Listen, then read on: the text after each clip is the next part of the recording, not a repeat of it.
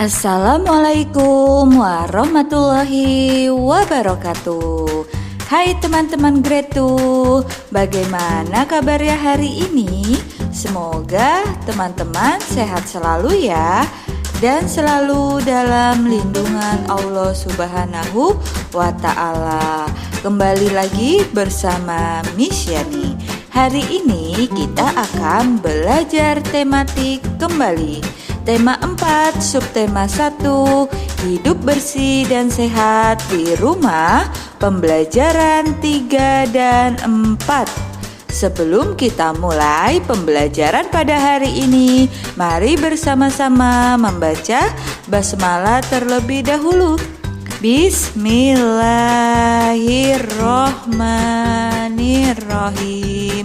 Disimak baik-baik ya teman-teman.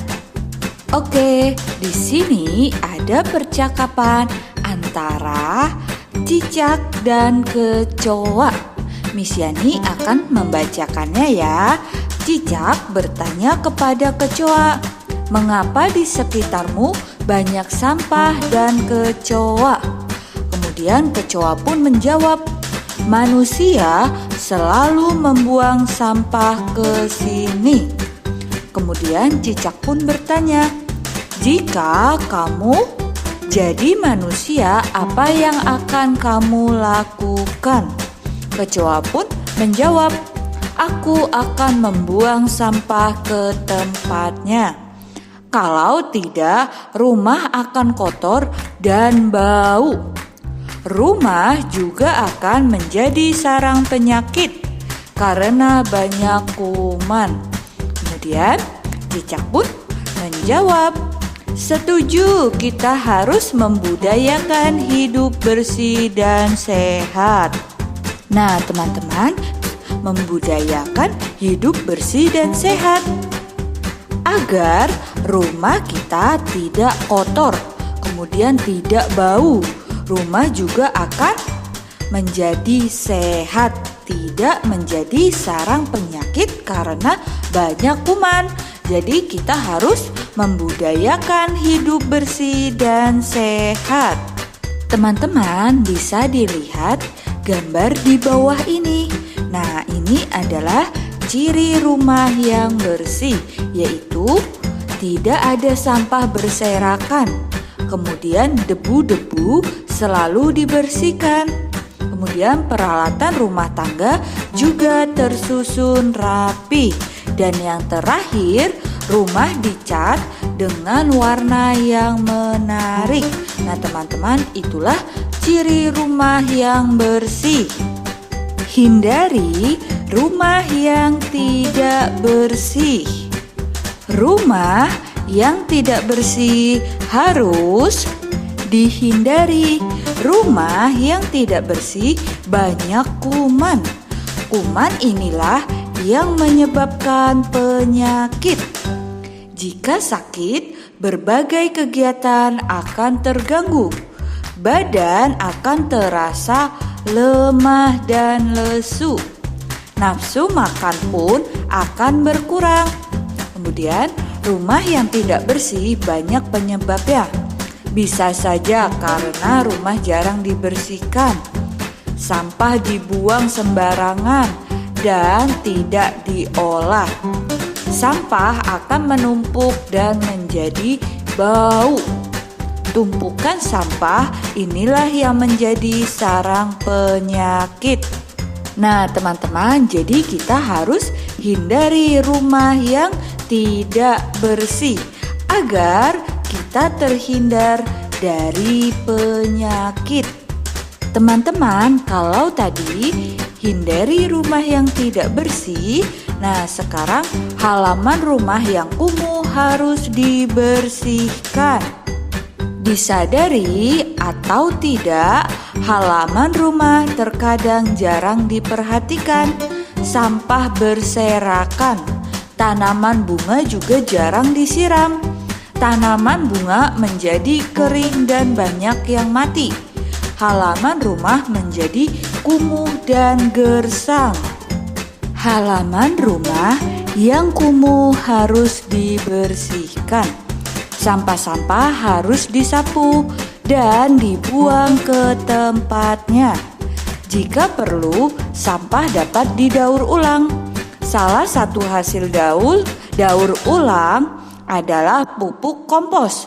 Tanaman bunga harus disiram setiap hari. Pot bunga juga harus tersusun rapi. Halaman rumah akan terlihat rapi dan asri.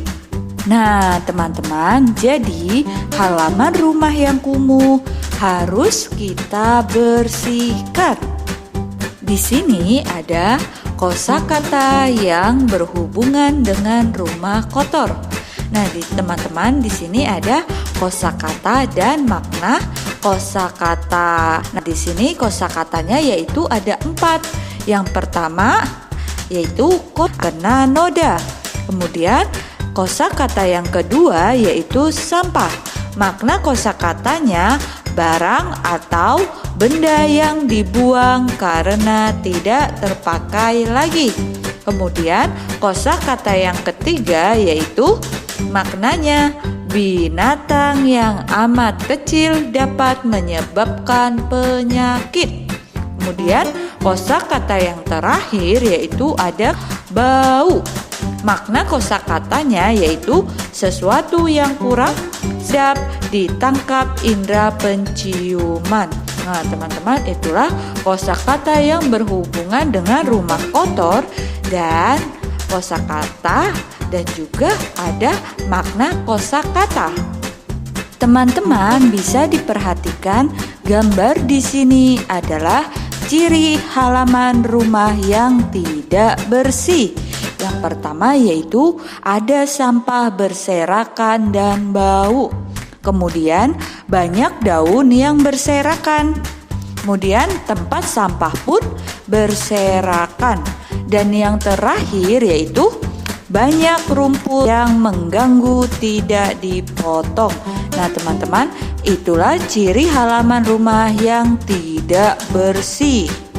Teman-teman, kita akan belajar garis atau sisi bangun datar. Nah, teman-teman, kalau kemarin kita sudah belajar ruas garis, persegi panjang, persegi, dan segitiga. Nah, sekarang kita akan belajar ruas garis, layang-layang, jajar genjang, dan trapesium. Nah, yang pertama yaitu ada gambar layang-layang. Jumlah ruas garis atau sisinya yaitu ada 4. Kemudian gambar yang kedua ada jajar genjang. Jumlah ruas garis atau sisinya yaitu ada 4 juga. Kemudian yang terakhir yaitu ada gambar trapesium. Jumlah ruas garis atau sisinya berjumlah 4 juga. Nah, teman-teman, itulah ruas garis atau sisi bangun datar, layang-layang, jajar genjang, dan trapesium. Teman-teman bisa diperhatikan di sini.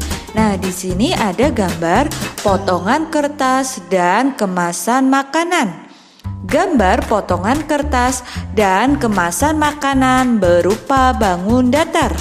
Bangun datar memiliki sisi, sudut, dan titik sudut.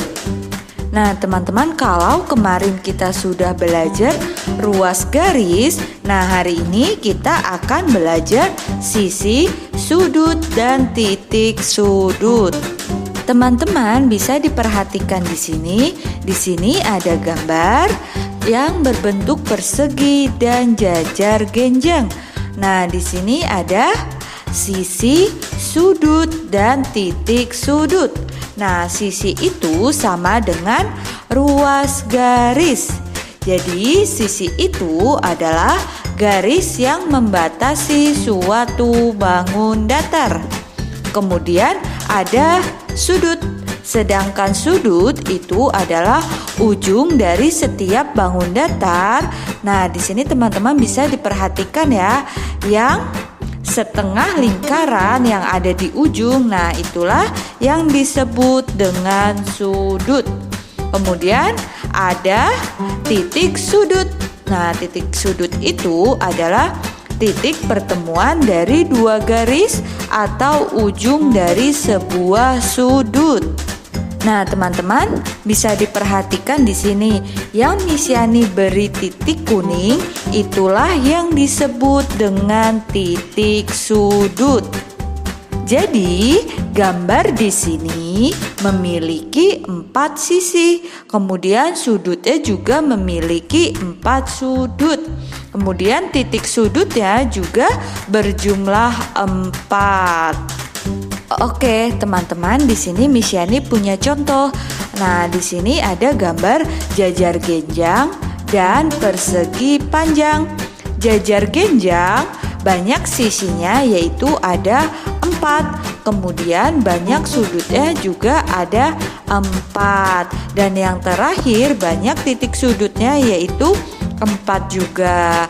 Nah, yang terakhir yaitu Miss Yani punya contoh persegi panjang.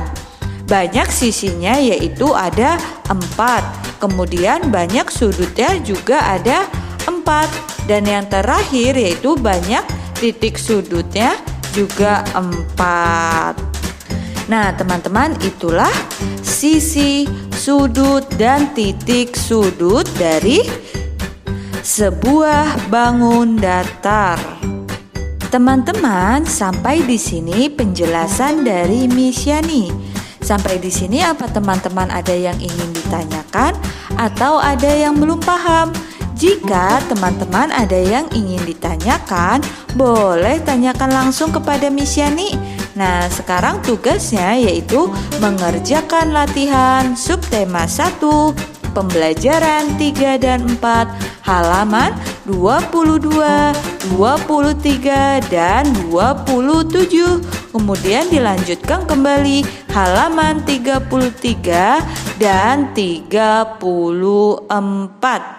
Seperti biasa ya teman-teman, jika teman-teman sudah selesai, boleh minta tolong kepada ayah dan bunda untuk mengirimkannya kepada Miss Yani ya. Selamat mengerjakan teman-teman.